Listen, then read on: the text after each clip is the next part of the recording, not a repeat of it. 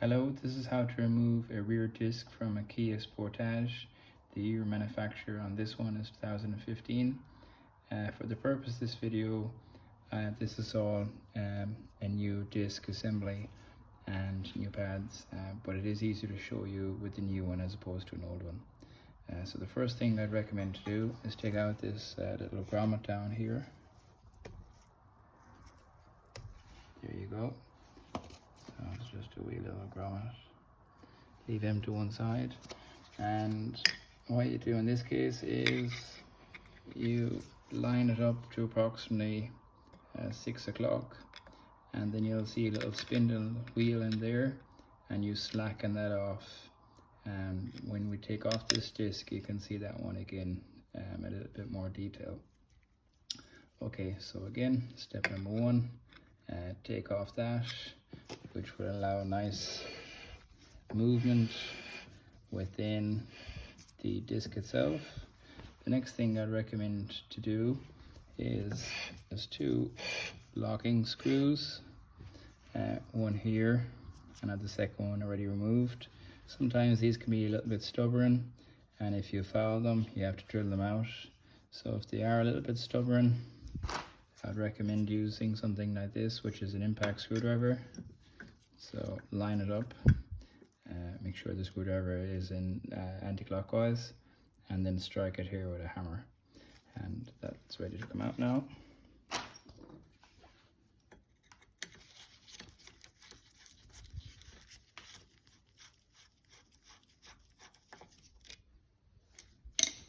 Okay, that was step number two. And the next thing I'd recommend to do, this is your brake piston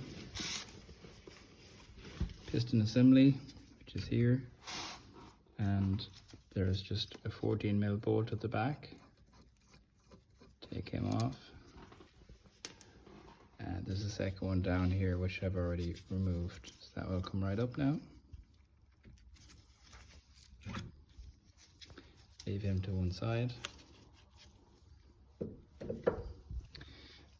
At times that piston may not come out easily, so you might have to jimmy out the piston itself, which is this guy. You might need to compress him a little bit. It is a straight compression as opposed to a wind back, so it's pretty easy, that one. That one shouldn't really trick anyone up. Okay, so now our caliper piston is off, and next we could remove our pads. In this case, there's new pads, so I'll just pop these out.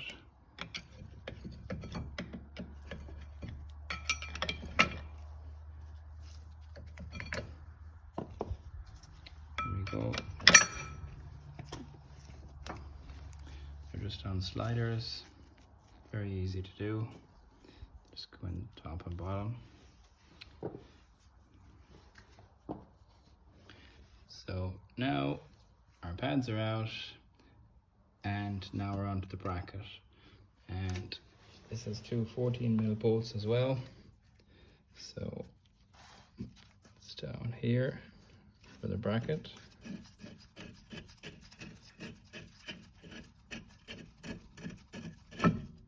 That's ready to go.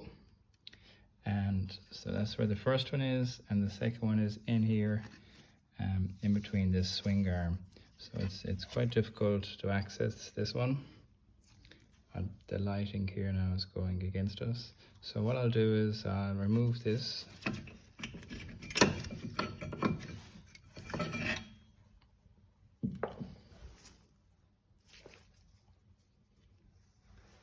There should be a spring nut on that. I'll have to look for that later.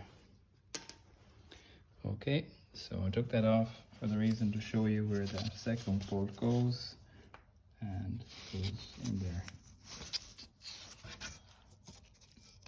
in here. Okay, so it goes in there, right? And the easiest way to get that out is through a spanner, something like this, what would be known as a dog leg spanner, and on a 14. And and then just enough room to get in there. It's very tight, but it will come out. Right, that's all good.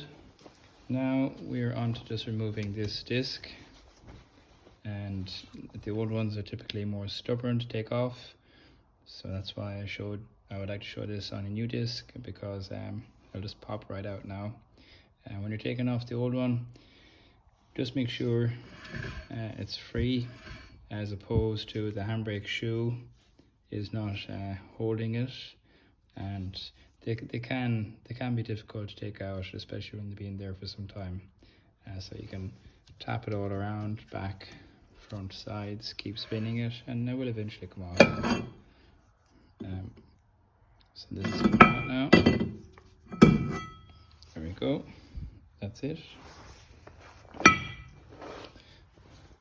Right, there you go. So these are your handbrake shoes, each side, and they're held on by little springs here, spring here, another one here, and there's more on the bottom down there, and that is the adjuster itself there, that guy has the teeth. So that is the guy you have to sight from the screw. So that's just a wee little piston there, and you can screw them either to spread out them shoes, or else narrow them back in. And you can only go one way or the other way. And how you know if you're doing it right is very simple. When it's all assembled, and when you're screwing the little wheel, you'll feel the resistance come on the disc. So screw it 3 turns and then give the disc a spin, and you know which way you're going. And the rule of thumb is just have a small amount of resistance going around the disc when the shoes have been adjusted. And I hope this was helpful to somebody someday. Thank you.